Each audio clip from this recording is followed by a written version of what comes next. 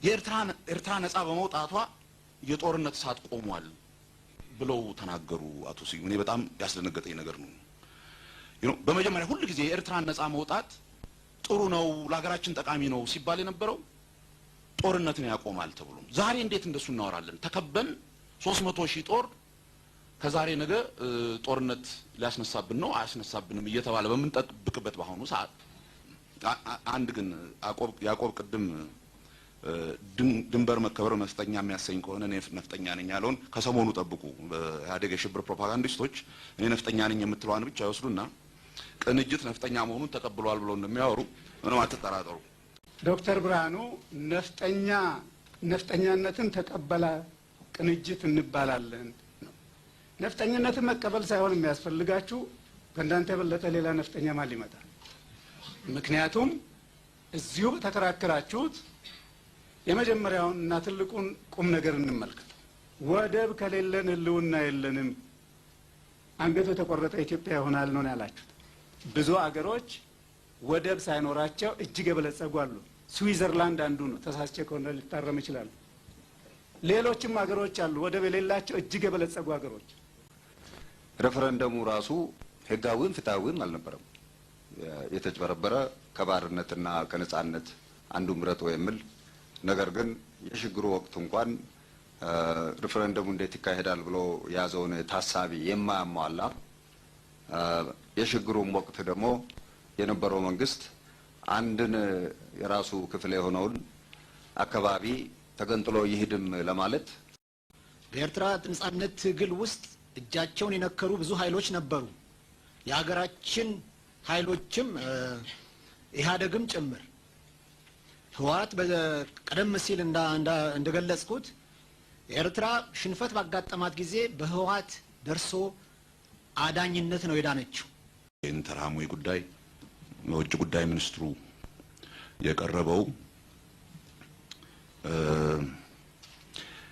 የአንድ የፍርድ ቤትን ውሳኔ እንኳን በደንብ አንብቦ ለህብረተሰቡ ትክክለኛ መግለጫ ለመስጠት የማይችሉ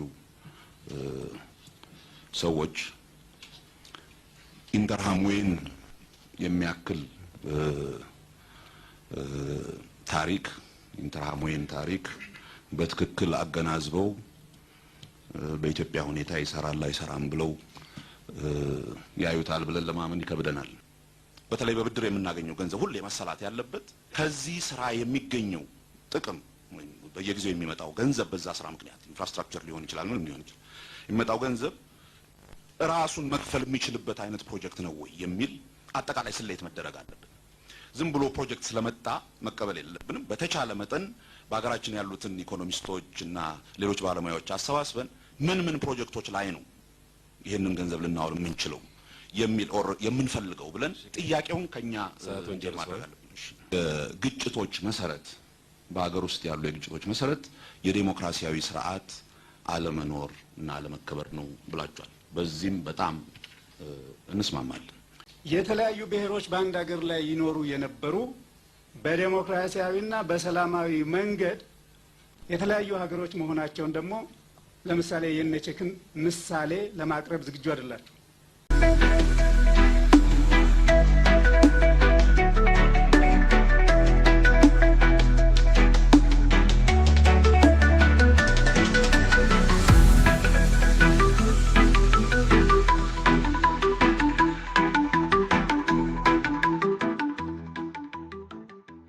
መልስ ለመስጠት ለአጠቃላይ ለሶስቱም ፓርቲዎች 30 ደቂቃ ነው ያለን።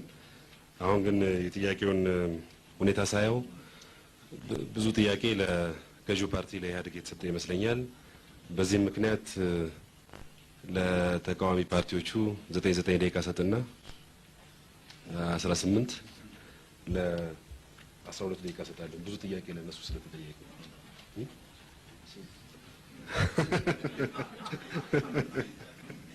ታይም አሎኬሽን እኩል ነው ማለት ምንድነው? ዶክተር ብርሃኑ አባባሌ ጥያቄዎች ሲነሱ ለማን እንደሚነሱ አናውቅም ነው። ጥያቄዎች መነሳታቸው ብቻ አይደለም ከተነሱት ኢህአዴግ ራሱ ካነሳቸው ላይ ተነስተን የምንላቸው ነገሮች አሉ። የታይም አሎኬሽን እኩል የሚሆነው ለዛ እኮ ባለፈው ክርክሩ ላይ እሺ ያለፈውን ክርክር አይቻለሁ፣ ግን ያለፈውን ክርክር በግድ አሁን መፈጸም የለብኝም ማለት እሺ ለማንኛውም መልሶች ለመስጠት መጀመሪያ ድሉን የምሰጠው ለቅንጅት ለአንድነትና ለዲሞክራሲ ነው። እሺ 10 ደቂቃ አላችሁ። በ10 ደቂቃ ውስጥ እንድትመልሱ። የመጀመሪያው ጥያቄ የኤርትራ ነጻነትን ትቃወማላችሁ፣ ህዝቡ በትግሉ ነው የተጎናጸፈው፣ ጦርነት እንደገና ጦርነት መቀስቀስ ትፈልጋላችሁ የሚል ነበረ ይመስለኛል። በአጠቃላይ የኤርትራ ነጻነት የህዝቡ ትግል ነው የሚለው ራሱ አጠያያቂ ነው። በኤርትራ ነጻነት ትግል ውስጥ እጃቸውን የነከሩ ብዙ ኃይሎች ነበሩ። የሀገራችን ኃይሎችም ኢህአዴግም ጭምር። ህወሓት ቀደም ሲል እንደገለጽኩት ኤርትራ ሽንፈት ባጋጠማት ጊዜ በህወሓት ደርሶ አዳኝነት ነው የዳነችው እና የኤርትራ ህዝብ ሙሉ በሙሉ ነጻነቱ በትግሉ ተጎናጽፏል የሚለው ነገር ራሱ አጠያያቂ ነው። እኛ ክርክራችን እኛ የምንለው የኤርትራ ነጻነት እንቅስቃሴ ፍትሃዊ ህጋዊ በሆነ መንገድ አልተካሄደም። ህዝበ ይሁንታው እንዴት ተካሂዶ እንደነበረ ሁሉም የሚያውቀው ነው። ለህዝቡ የተሰጠው ምርጫ ምን ነበር? ነጻነት ትፈልጋለህ አትፈልግም? ማን ሰው ነው የለም ነጻነት አልፈልግም ብሎ ድምጽ የሚሰጠው?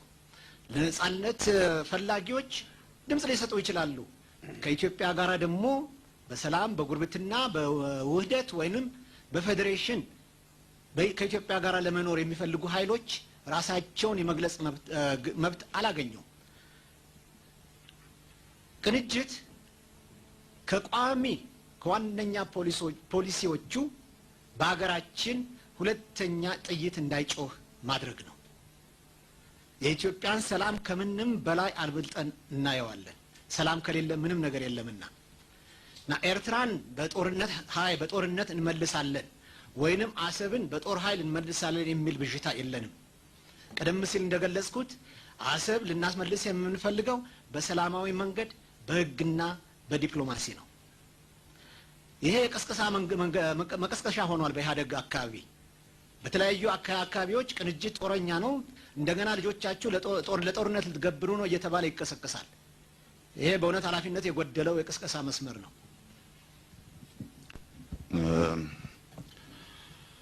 በመጀመሪያ እኔ የተነሱትን አንዳንድ ጥያቄዎች ከመመለሴ በፊት ትንሽ ቅድም ያዕቆብ ጀምሮት በነበረው ላይ አንድ ነገር ብዬ መሄድ ፈልጋለሁ። ይሄ ኢንተርሃሙይ ጉዳይ በፊት በአቶ አዲሱ አለማወቅ የተባለ መስሎን ነበር። ጠቅላይ ሚኒስትሩም በውጭ ጉዳይ ሚኒስትሩም ሲጨመር ይሄ አጠቃላይ የኢህአዴግ ፖሊሲ መሆኑን ስናይ በተለይ በውጭ ጉዳይ ሚኒስትሩ የቀረበው የአንድ የፍርድ ቤትን ውሳኔ እንኳን በደንብ አንብቦ ለህብረተሰቡ ትክክለኛ መግለጫ ለመስጠት የማይችሉ ሰዎች ኢንተርሃሙይን የሚያክል ታሪክ ኢንተርሃሙይን ታሪክ በትክክል አገናዝበው በኢትዮጵያ ሁኔታ ይሰራል አይሰራም ብለው ያዩታል ብለን ለማመን ይከብደናል። እኔ ይቅርታ ማድረግላቸውም ከዛ ነው። የኢህአዴግ የውጭ ጉዳይ ፖሊሲ እና የደህንነት ፖሊሲ መሰረቱ ድህነትን ማጥፋት ነው። ቢኮዝ ድህነት ወደ ብጥብጥ ያመራል ይላሉ። በተወሰነ ደረጃ እንስማማለን። ድህነት እየከፋ ሲሄድ በአንድ ሀገር ውስጥ ችግሮች ሊፈጠሩ እንደሚችሉ እናውቃለን። ግን እንደሚሉት እኮ ነው መጽደቁ ቀርቶ በቅጡ በኮነነኝ ይላሉ። ኢህአዴግ የመንግስት ስልጣን ከተረከበ በኋላ እንኳን ድህነትን ቀንሶ ወደ ሰላም ሊወስደን ይቅርና በ5 ዓመት ብቻ 3.6 ሚሊዮን አዲስ ድሆች የፈጠረ መንግስት ነው። እና ይሄ መንግስት በምን ሂሳብ ግድ የለም የሀገር ሉዓላዊነት አይከበር መሬቷም እየቀነሰች ትሄድ ብቻ ዋናው ሰላምና ድህነትን ለማጥፋት ነው የሚለን በምን ሂሳብ እንደሆነ ነው ያልገባን። ድህነትን መዋጋት ሀገርን አሳልፎ መስጠትን የሚጠይቅ አይመስለንም። ግን ሀገርን አሳልፎም ሰጥቶ ድህነትን አልተዋጋችሁም ነው የምንለው። እንደው ለሱ እንኳን እንደው በሱ እንኳን እንደው ምናልባት ማስተዛዘኛ ቢሆን እሱንም ማድረግ አልቻላችሁም። ሌላው የግጭቶች መሰረት በአገር ውስጥ ያሉ የግጭቶች መሰረት የዲሞክራሲያዊ ስርዓት አለመኖር እና አለመከበር ነው ብላችኋል። በዚህም በጣም እንስማማለን። እንደገና ችግሩ እኮ ያለው ይሄንን ስርዓት መፍጠር ባለመቻላችሁ ባለፉት 10 ዓመታት ከ25 በላይ መሰረታዊ የሆኑ የእርስ በርስ ግጭቶች እዚች ሀገር ውስጥ ተከስተዋል።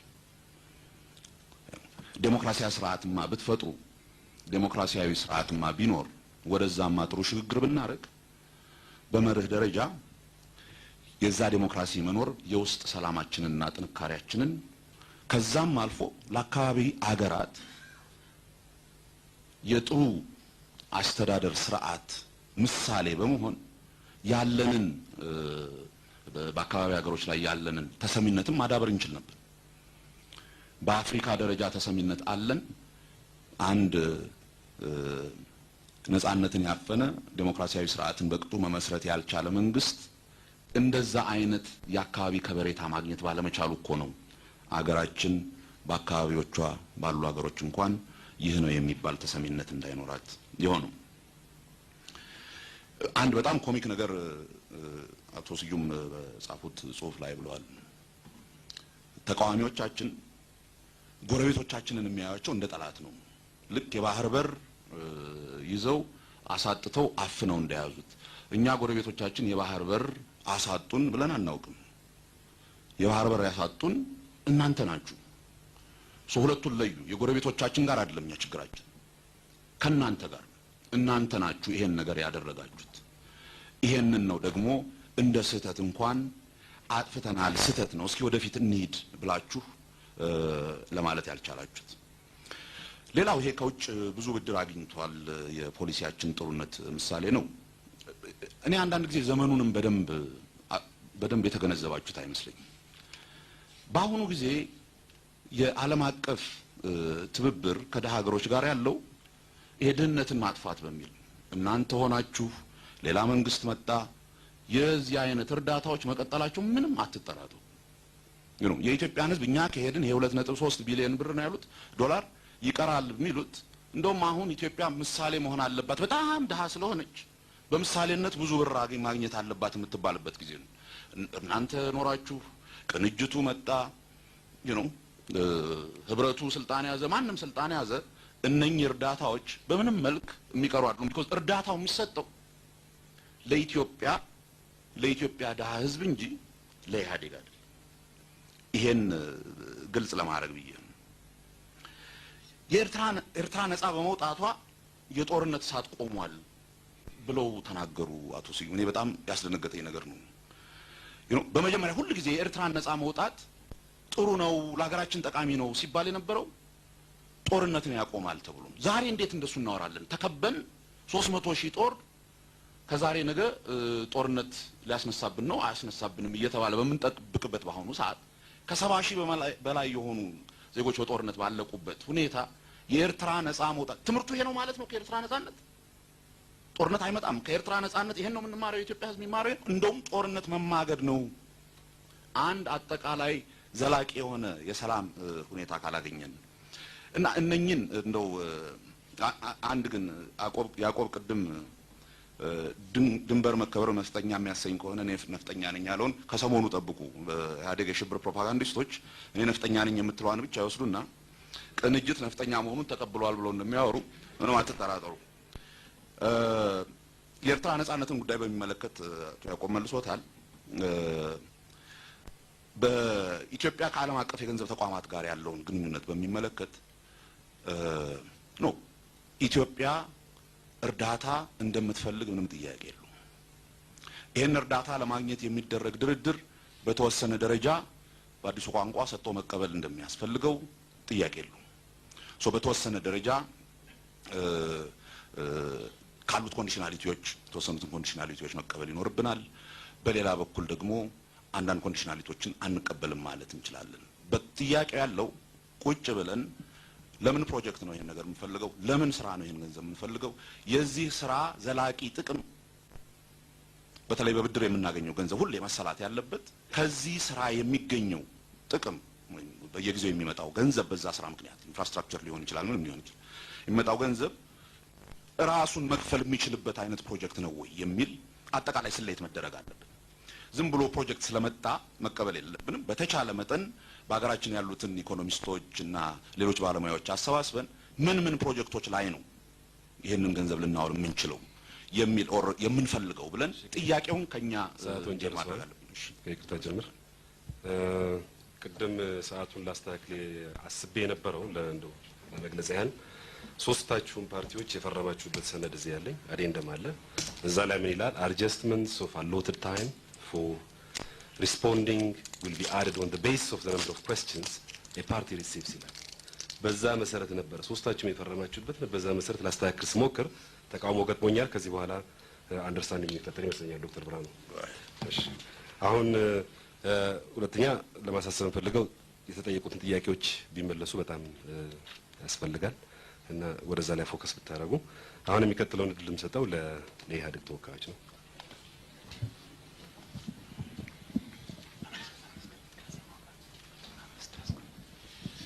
መልካም አመሰግናለሁ ሰብሳቢ።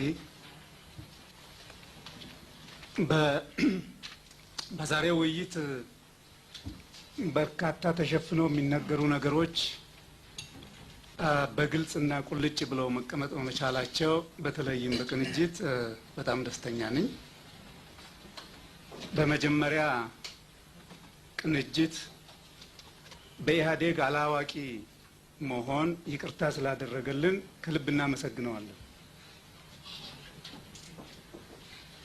የመጀመሪያውና ትልቁ ዛሬ በዚህ አዳራሽ ውስጥ ግልጽ የሆነው ነገር ኢህአዴግ ሻዕቢያን አግዞ ደርግ እንዲሸነፍ አደረገ።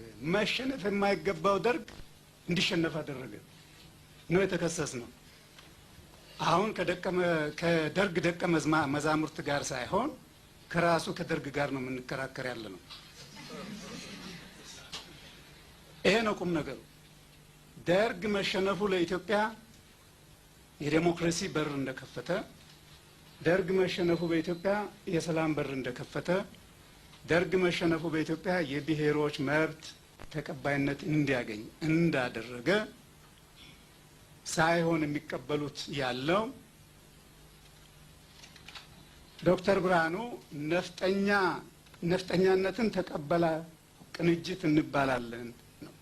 ነፍጠኝነትን መቀበል ሳይሆን የሚያስፈልጋችሁ ከእናንተ የበለጠ ሌላ ነፍጠኛ ማን ይመጣል? ምክንያቱም እዚሁ በተከራከራችሁት የመጀመሪያውን እና ትልቁን ቁም ነገር እንመልከት። የመገንጠል ጥያቄ በኢትዮጵያ ውስጥ ጦርነትን የሚያስከትል እንጂ የቢያፍራንም የሌሎችም ተጠቀሰና የመገንጠል መብትን መቀበል በኢትዮጵያም ቢሆን ጦርነትና ብጥብጥን የሚያመጣ እንጂ ሰላም፣ ዴሞክራሲ፣ ልማትን የሚያመጣ ሊሆን አይችልም። የህዝቦች ሉዓላዊነትን እድላቸውን የመወሰን ሉዓላዊነትን መቀበል ጦርነትና ችግር የሚያመጣ እንጂ መፍትሄ የሚያመጣ አይደለም ብላችኋል። ስለሆነም ለግዛት አንድነት እንቆማለን። ለህዝቦች የራስን እድል የመወሰን ሉዓላዊ መብት ሳይሆን የምትቆሙት ለግዛት አንድነት፣ ይህም የግዛት አንድነት ፈቅዶ ለሚገባበት የግዛት አንድነት ሳይሆን በኃይል ለሚመሰረት የግዛት አንድነት እንደምትቆሙ እዚሁ እኮ ተናገራችሁ። ስለዚህ ኢህአዴግ አይደለም ነፍጠኛ የሚላችሁ፣ የራሳችሁ ፖለቲካዊ አቋም ነው ነፍጠኛ የሚላችሁ። እጅግ የሚያሳዝነው በጦርነት እና በችግር ያለቁ ምሳሌው ተጠቅሰዋል። የተለያዩ ብሔሮች በአንድ ሀገር ላይ ይኖሩ የነበሩ በዴሞክራሲያዊና በሰላማዊ መንገድ የተለያዩ ሀገሮች መሆናቸውን ደግሞ ለምሳሌ የነቼክን ምሳሌ ለማቅረብ ዝግጁ አይደላችሁ፣ ትደብቁታላችሁ። ይሄ ብቻ አይደለም። በታሪክ ሌሎችም ብሔሮች በሰላማዊ መንገድ ከነበሩበት ሀገር ተገንጥለዋል። እናንተ እንደምትሉት የኮሙኒስት ፖለቲካ ከመሆኑ በፊት ኖርዌይ ከስዊድን በሰላማዊ መንገድ በ1905 ዓ.ም በፈረንጅ አቆጣጠር ተነጥሏል።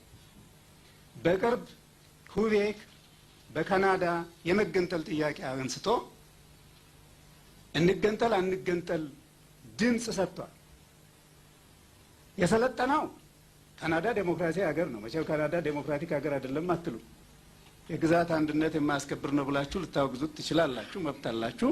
ግን በሰላምና በዴሞክራሲያዊ መንገድ እንጂ በጦርነት አንሄድም ብለው የሰለጠነው ህዝብ ወደ ድምፅ ነው ሄደ። እኛ ጋር ሲመጣ ይሄ ድምፅ ሰጥቶ የህዝብ ሉዓላዊነትን አስከብሮ ቢፈልግ አንድ መሆን አይመቸኝም ካለ ጦርነት ከሚታወጅበት በሰላም ተነጥሎ መልካም ጎረቤት መሆንን አትቀበሉም ያለው። ስለዚህ ነፍጠኝነት የምንለው በኢህአዴግ አመለካከት ይሄ ነው። ይህ ደግሞ ኢትዮጵያን የእርስ በርስ ጦርነት ውስጥ እንድትቆይ ያደረገ ፖለቲካ ነው። ይህንኑ ነው እንደ አዲስ ይዛችሁልን የቀረባችሁት። የደርግ ፖለቲካ ነው፣ ከዛም በፊት የነበረ ነው። እንደ አዲስ አቀረባችሁት። አሮጌ ፖለቲካ ነው። ኢትዮጵያ ጥላው አልፋለች፣ ወደዛ ወደ ኋላ አትመለስም። ሁለተኛው ትልቁ አሮጌ ፖለቲካውን እንመልከት። ወደብ ከሌለን ህልውና የለንም፣ አንገቱ የተቆረጠ ኢትዮጵያ ይሆናል ነው ያላችሁት። ብዙ አገሮች ወደብ ሳይኖራቸው እጅግ የበለጸጉ አሉ። ስዊዘርላንድ አንዱ ነው። ተሳስቼ ከሆነ ሊታረም ይችላል። ሌሎችም አገሮች አሉ ወደብ የሌላቸው እጅግ የበለጸጉ አገሮች። ወደብ ከሌለ ብልጽግና የለም ነው የእናንተ ክርክር። የኢህአዴግ ክርክር ደግሞ ድህነት ካላጠፋን፣ ዴሞክራሲ ካልገነባን፣ መልካም አስተዳደር ካልገነባን ህልውናችን ለአደጋ ይጋለጣል እንላለን። እናንተ ወደብ ከሌለን ህልውናችን ለአደጋ ይጋለጣል የሚለውን እዚሁ እኮ ተከራክራችኋል ሁለታችሁም። ባይሆን ወዴት አመጣችኋት? አሰብን በሰላማዊ መንገድ እንመልሳለን። ምን ማለት ነው? በሰላም ኤርትራ አልሰጥም ካለ ምን ልታረጉን? ቀላል መልስ እኮ ነው። አልሰጥም ይላል፣ ምን ታደርጋላችሁ? በእናንተ ፖለቲካ ወደብ ከሌለን ህልውናውም ልማቱም አይኖረንም ስለምትሉ ወደ ጦርነት ነው የምትሄዱት። ምን ጥያቄ አለው? ይሄ እኮ ብቻ አይደለም የኢትዮጵያ ሉዓላዊነት እንደተደፈረ አለ ነው ያላችሁት። ይሄ ብቻ አይደለም ደርግ እንደሚለው እንደነበረ እዚሁ ተናገራችሁ እኮ። ከሞምባሳ የኬንያ ወደብ በስተቀር ሁሉም የአረብ ሊግ ሀገሮች የአረብ ሊግ አባል ሀገሮች ወደብ ነው። ስለሆነም አረቦች አፍነው ሊያጠፉን ነው ነው ደርግም የሚለው ይሄ ነበር። እናንተም እዚሁ መድረክ ላይ ይሄንን ነው የምትሉት። የአረቦች ወደብ ቢሆን ምንድን ነው ችግሩ? ለምንድን ነው ኢትዮጵያ መጠቀም የማትችለው? በመልካም ጉርብትና ሌሎች ሀገሮች አውሮፓውያን ወደብ የሌላቸው ሀገሮች ከፍለው እንደሚጠቀሙት ኢትዮጵያም እንደዚህ እየተጠቀመ ልማቱን ማምጣት ምን ይከለክለዋል? ወደብ ባላት እኮ ጊዜ ኢትዮጵያ ወደ ድህነት መቀመቅ የምትሄድ ሀገር ነበረች። የዴሞክራሲ ጭላንጭል አንድ እኮ ቃል መተንፈስ የማንችልባት ሀገር ነበረች። አሁን እኮ ወደብ በሌለበት ጊዜ ኢኮኖሚያችን በየአመቱ እድገት ነው የሚያሳየው። ባይሆን እናንተ ወደ ኋላ ነው የሚመለሰው ትላላችሁ። ዓለም አቀፍ ድርጅቶች የተቀበሉትን 5 በላይ አማካኝ አመታዊ ኢኮኖሚ እድገት የለም ነው የምትሉት። ወደብ እያለን እኮ ወደ ኋላ ነበር የምንሄደው። አሁን ወደብ በሌለን ጊዜ ወደፊት ነው የምንሄደው። ስለዚህ ወደብ ከሌለን ህልውና የለንም የሚል አመለካከት ዛሬ እናንተ አይደለም ደርግ ይዞት የቆየው ነው። ከዛም በፊት የቆየ ነው። አሁንም እናንተ ቀጥላችሁበታል። ስለሆነም አዲስ ፖለቲካ አይደለም የምንለው ለዚህ ነው። ከዛ አልፎ እጅግ የሚያስደነግጠው ብላችሁ ያስቀመጣችሁት ትክክል ነው። ስለሚያስደነግጥም ነው የምናመጣው። እኛንም ስላስደነገጠን ነው። ኢንተርሃም ወይ ፖለቲካ ነው ያራመዳችሁ።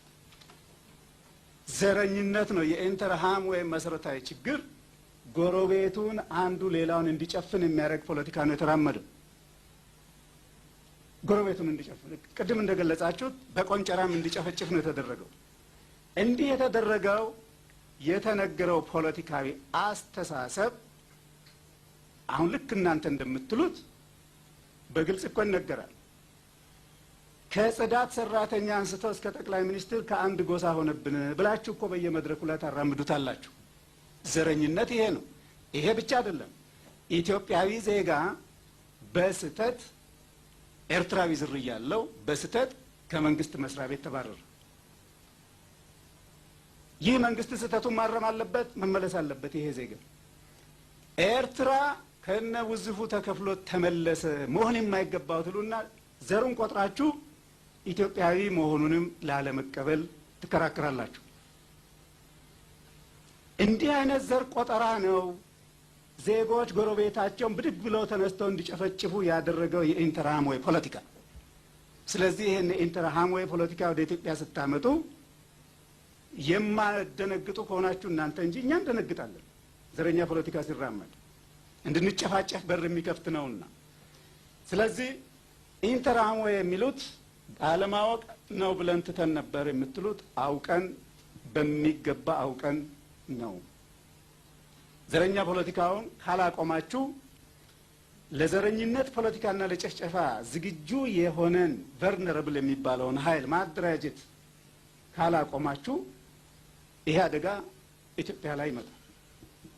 ይሄን አደጋ ማሸነፍ የሚችለው የኢትዮጵያ ሕዝብና ኢህአዴግ በጋራ ሲሸነፉ ብቻ ነው። ለዛማ እውነት እንነጋገር ከተባለ እናንተ ራሳችሁ ከፈጠራችሁትን እሳት አሁን መቆጣጠር አቅቷችኋል። ይሄ ምን ጥያቄ አለው? ራሳችሁ የፈጠራችሁት እሳት አለ። ይሄን መቆጣጠር አቅቷችኋል። ስለዚህ እናንተ ምን እንድትቆጣጠሩ አንጠብቅም። ኃላፊነትን ከህዝቡ ጋር ሆነን እንወጣለን። ስለዚህ ለይስሙላ የመጣ እንዳልሆነ ሊወሰድ ተገቢ ይመስለኛል። አመሰግናለሁ። ሰዓቱ አልቋል። ሶስተኛውን እድል የምሰጠው ለህብረቱ ተወካዮች ነው። አመሰግናለሁ ክቡር ሰብሳቢ።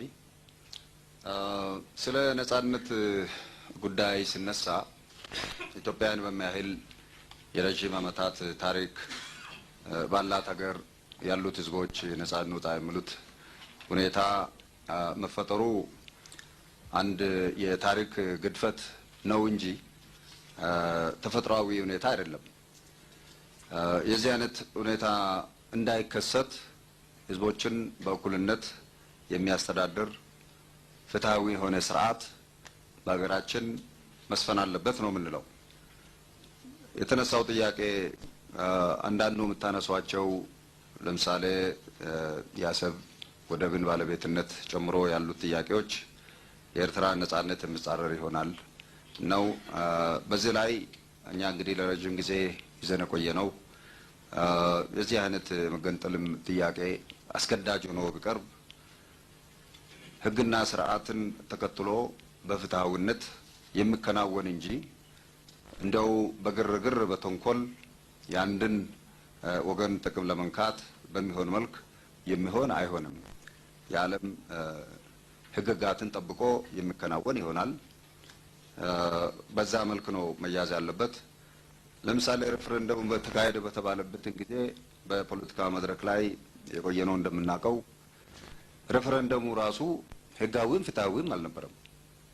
የተጭበረበረ ከባርነትና ከነጻነት አንዱ ምረጥ የሚል ነገር ግን የሽግሩ ወቅት እንኳን ሬፈረንደሙ እንዴት ይካሄዳል ብሎ ያዘውን ታሳቢ የማያሟላ የሽግሩም ወቅት ደግሞ የነበረው መንግስት አንድን የራሱ ክፍል የሆነውን አካባቢ ተገንጥሎ ይሄድም ለማለት ስልጣን እንደሌለው በሚታወቅበት የሽግግር ተግባራትን ብቻ የሚያከናውን እንጂ ከዛ በላይ አልፎ መሄድ እንደማይችል ስለዚህም የወሰነው ውሳኔ ህገወጥ እንደነበር ስናንጸባርቅ ቆይተናል። ሌላ የተነሳው እዚህ የገንዘብ ተቋሞች አካባቢ የሚደረገውን ድርድር እናንተ ትኮንታላችሁ የሚል ጥያቄ፣ አንደኛ ድርድሩ በብቃት አልተካሄደም ነው። ቅድሚያ ተሰጥቶ በየት አካባቢ ነው ያ ኢንቨስትመንት መዋል ያለበት የሚለውን ለየትኛውስ ኢኮኖሚ ዘርፍ ነው ቅድሚያ ሰጥተን መበደር አለብን የምንለውን በአግባቡ የሀገሪቱ ባለሙያዎች መክረውበት የሚከናወን ሳይሆን በስሜታዊነት ወይም በማን አለብኝነት የሚከናወኑ ስለሆኑ እነዚህን ነው የምንቃወማቸው። ለምሳሌ በአሁኑ ጊዜ ከዚሁ ከዓለም አቀፍ የዩኒቨርሲቲም ጉዳይ ስለሆነ ነው የማነሳው፣ ገንዘብም ጋር ግንኙነት ያለው እንድናሰለጥን ለተማሪዎች ሁሉ ኮታ ተሰጥቶናል። አሁን የድህረ ምረቃውን ኮታ ማሟላት አቅቶን በአመት 2 ጊዜ ተማሪ እየተቀበልን ነው። ይሄም በተራዘመ መልኩም ከውጭ እርዳታ ጋር የተገናኘ ክስተት ነው። የዚህ አይነቱ ለምሳሌ የኢትዮጵያ ሕዝብ የሚመርጠው የሚጠቅምስ አሰራር ነው የሚለው ጥያቄ ያስነሳል ለማለት አንድ ምሳሌ መጥቀሴ ነው። ፖሊሲያችን ሶማሌን በመለከት አንድ የተረጋጋ መንግስት መቋቋም ለሀገራችን በጣም ወሳኝና አስፈላጊ ነው።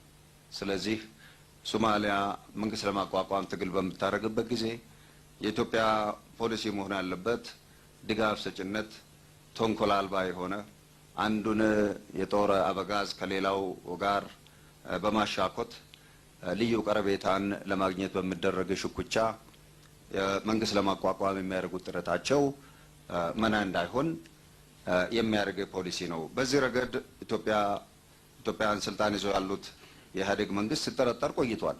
የተወሰኑትን ነው የሚደግፋቸው። እነዛ ስልጣን ላይ እስካላሉ ድረስ እንቅስቃሴውን ይሄ እንዳይዝ የሚደረገው ይቀጥላል የሚለው ያ ባይሆን ኖሮ አሁን መንግስት ይቋቋም ሲባል ኢትዮጵያም አንዱ ሀገር ናት እኮ የሰላም ጠባቂ ኃይል እንዳታስገባ የተባለው አትታማንም ማለት ነው። ልዩ ጥቅም ማራመድ ትፈልጋለች ማለት ነው። እንግዲህ ሌላው ህገ መንግስታችን ድንጋጌ ቅድም ተጠቅሷል። የሀገሪቷን ጥቅም ማስጠበቅ አለበት እየተባለ እያለ ኤርትራ በተለይ ከጦርነቱ በፊት ከኢትዮጵያ ጋር ያላት ግንኙነት የሀገራችንን ጥቅም የሚያስጠብቅ አይነት አልነበረም። ቅድም በጥያቄ ተጠቅሷል። አንደኛ ይሄንኑ ነው እኛም ስንኮንን የቆየ ነው። ሁለት ሀገሮች መሆናችን እስካልቀረ ድረስ በሁለት ሀገሮች መካከል ያለው ግንኙነት ብቻ ነው የምንቀበለው፣ በዓለም አቀፍ ህግጋት መርህ ያለውን።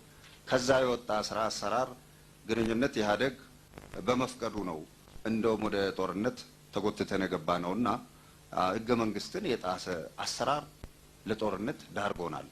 ለዚህም ነው ኢህአዴግን ከኤርትራ ጋር ያለን ግንኙነት አያያዝ የምንኮንነው ማለት ነው። እንግዲህ በሰላሙ ሀሳብስ ላይ ምን አላችሁ የሚለው ባጭሩ ለማስቀመጥ የሰላሙ ሀሳብ ሰላም ያመጣ አይደለም ብለናል። ፓርላማ በነበርነው በተገኘው መድረክም ላይ ለሰላም የማይሆነውን ነገር የምንደግፍበት ምክንያት አይኖርም። እንደውም ለኢትዮጵያ ጥሩ በር ከፍቷል ነው የምንለው። ኢህአዴግም ቢሆን ሞክሬው ነበር፣ በጦርነት አሸንፌም ወደ ህግ ዳኝነትም ሄጄ ሰላም የሚወርድ መስሎኝ ሞክሬ ነበር። አሁን ግን ስላልሆነ ወደ ድርድሩ መሰረት እንመለስ፣ ወደ አልጀርሱ ድርድር ከዛውን ጀምር፣ ባክ ቱ ዘ ድሮዊንግ ቦርድ ፈረንጆች እንደሚሉት ማለት ነው ለማለት እንደውም ማውጫ መንገድም ቀዳዳም ቀዶለታል። ስለዚህ የዚህ አይነት በአስቸኳይ ሳይፈቱ ያሉ በሁለት መንግስታት መካከል ያሉት ሁኔታዎች አዲስ ትራሽ አይደለም። በኢትዮጵያ ብቻ እና በኤርትራ የተከሰተ አይደለም። ሳይፕረስ ያለውም ሁኔታ ሌሎችም የሚጠቀሱ ናቸውና ተገቢ የሆነ የሀገራችንን ጥቅም የሚያስከብር ድርድር ላይ እስከሚደረስ ድረስ አቋማችን ይሄ ሆኖ መቆየት አለበት ነው የምንለው።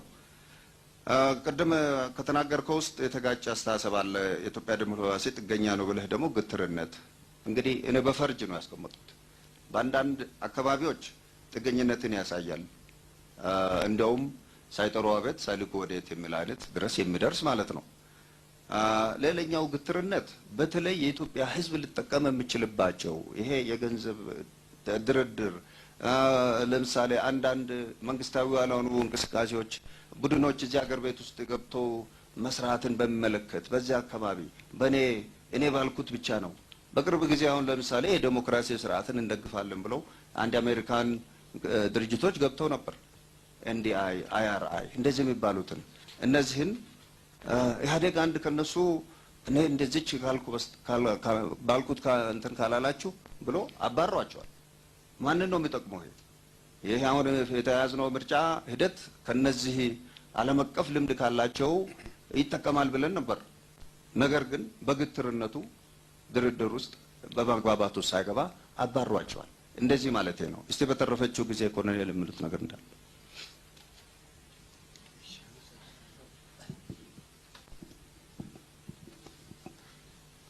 እኔ IMF ፕሪኮንዲሽኖችን እንዴት ልትቋቋሙት ነው ተቃዋሚዎች ከዚህ ውጭ ያሳባላችሁ የሚለውን በሚመለከት ነው። በመሰረቱ IMF ፕሪኮንዲሽን ይኑረው እንጂ አሁን የኢህአዴግ መንግስት የሚያገኛቸው እርዳታዎች እነኛን ፕሪኮንዲሽኖች ያሟላ ነው አያሟላም ነው መልሱ። ለምሳሌ ፕራይቬታይዜሽን እንትን የማድረጉ ሁኔታ አንዱ ኮንዲሽን ነው። አይኤምኤፍ ከሚጠይቀው ተሟልቷል ወይ? ያ ለግለሰብ ተዘዋውሯል ንብረቱ? አልተዘዋወረም። የንግድ ድርጅት ውስጥ አልተዘዋወረም። ታዲያ ፕሪኮንዲሽን የሚባለው ባልተሟላበት ሁኔታ እንዴት ነው እናንተ ይሄንን ከዚህ የተሻለ አቋም ያላችሁ የሚለው ትክክል አይደለም። እኛ የምንለው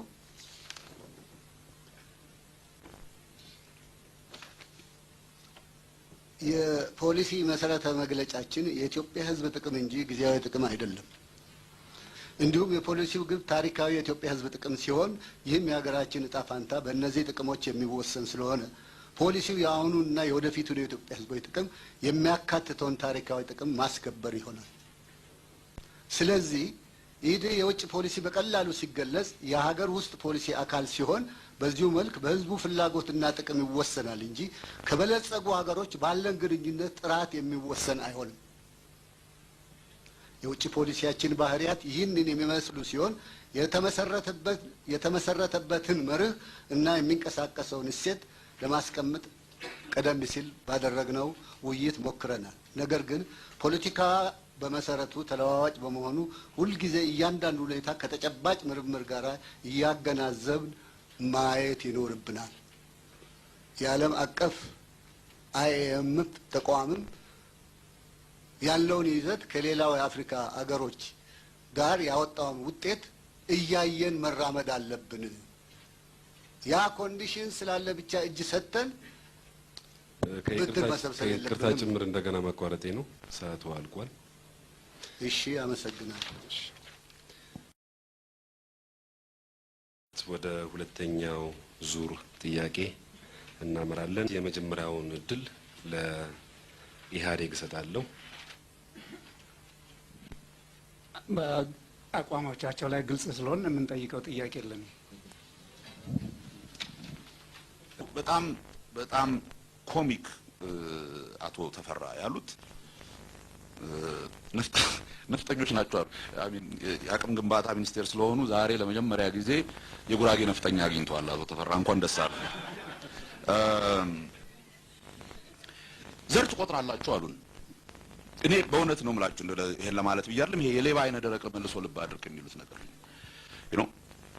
በኢትዮጵያ ታሪክ ለመጀመሪያ ጊዜ መታወቂያ ካርድ ላይ ዘርህ መጻፍ አለበት ብሎ ያስገደደ መንግስት ጠዋት ስለዚህ ክርክር ሲነገረን ከትላንት ጀምሮ ነው። በነገሩ ጠቅላይ ሚኒስትራችን በዚሁ ክርክር ውስጥ ይሳተፋሉ የሚል ዜና ሰምተን ነበረ። እኛም ቅንጅቶች በእውነት በትልቅ ጉጉት ነበር የጠበቅነውና አንዳንድ የተዘጋጁ ጥያቄዎችን እሳቸውንም የሚመለከት ነው።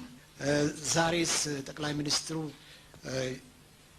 ለሀገራዊነት ያላቸው ስሜት ምን ይመስላል? ምናልባት ተወካዮቻቸው ሊመልሱት ይችሉ ይሆናል። ከነዛ ስምምነቶች አንድም አንቀጽ ወስዶ ይሄን የኢትዮጵያ ጥቅም ረግጦ ለኤርትራ ጥቅም አሳልፎ የሚሰጥ ነው የሚባል ታሪክ የሚወቅሰን አይኖርም። ነገ የምታጠኑት ገልብጣችሁ ታዩታላችሁ።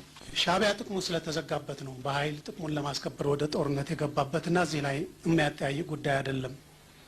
በስልጣን ላይ የወጣን በገዢ ኃይል ቡድን ፓርቲ ተሳስቻለሁና ይቅርታ አድርግልኝ ብሎ በአዋጅ ወጥቶ ቃል የሰጠ ካለ ኢህአዴግና ኢህአዴግ ብቻ ነው። ኮሚሽኑ የወሰነው ውሳኔ ኤርትራን አሳልፎ በሰጠ ጊዜ በነቂስ ውጣና ሰላማዊ ሰልፍ አድርግ፣ ደስታህን ግለጽ ብለሃል። አዎ ውሸት ስለነበረ ነው። ይቅርታ ብዙ ጥያቄ ስለተጠየቃችሁ 3 ደቂቃ ይጨመርላችኋል ነው። ለማዳመቂያ ያህል ለመወንጀሊያ ያህል የምታነሱት ውሃ አይቋጥርም። እያወቃችሁ ነው ደግሞ ይሄ መሆኑን እያወቃችሁ እያነበባችሁ የምትዋሹት ኢትዮጵያ ሕዝብ እናንተ ናችሁ። ጸረ ዴሞክራሲያዊ ባህልን የማሸነፍ ዘመቻ ላይ እንዋደቅ ነው የሚለው። እናንተ ወደብ ወይም ሞት ኢትዮጵያ ጠቅላይ ሚኒስትር ጅቡቲ ስለሄዱ ተዋረድን ብላችሁ ታስባላችሁ? የኖርዌው ድርጅት ባለፈው በ1992 ምርጫ ዙሪያ ሌላ ማንም የውጭ ታዛቢ በሌለበት የኢህአዴግን ስርዓት በከፍተኛ ደረጃ ለዲሞክራሲ ፍላጎት እንደሌለው አጋልጦ ትልቅ ሰነድነት የምጠቀስ ማስረጃ ያቀረበ ነው። ያንንም ቡድን ነው አሁን ምክንያት ተፈልጎ እንዳይሰራ የተደረገው። ዲሞክራሲያዊ ስርዓት ባለባቸው ሀገሮች መንግስትና ተቃዋሚዎች በአብረው በጋራ እየተወያዩ የሚያደርጉበት ብዙ የህብረተሰብ ክፍልን ማሳተፍ ያለበት ነው ብለን እናምናለን። በኢህአዴግ አንዱ ትልቁ ክሳችን የኢትዮጵያን ደህንነት ከራሱ ስልጣን ከመቆየት በላይ ማየት አለመቻሉ ነው የሚለው። ኢህአዴግ እኮ ድህነትን መቀነስ አቅቶታል። አይደለም ባለበት ማቆም ድህነትን መቀነስ አቅቶታል። ቅድም ያልኩት እኮ ለዚህ ነው። በእርሶ በኢትዮጵያ የስታቲስቲክስ ባለስልጣን አሃዝ መሰረት በ5 ዓመት ውስጥ 3.6 ሚሊዮን አዲስ ድሃ ፈጥራቸዋል።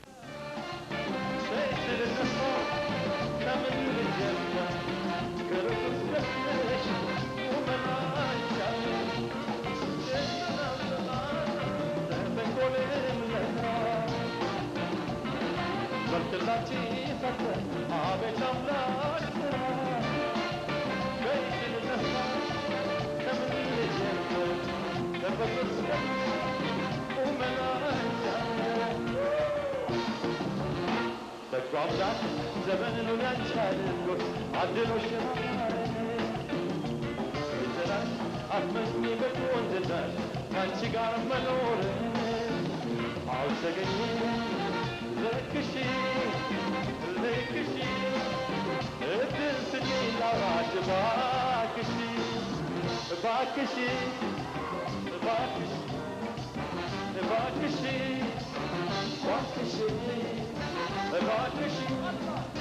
እባክሽ እባክሽ እባክሽ እባክሽ እባክሽ እባክሽ እባክሽ እባክሽ እባክሽ እባክሽ እባክሽ እባክሽ እባክሽ እባክሽ እስቲ እባክሽ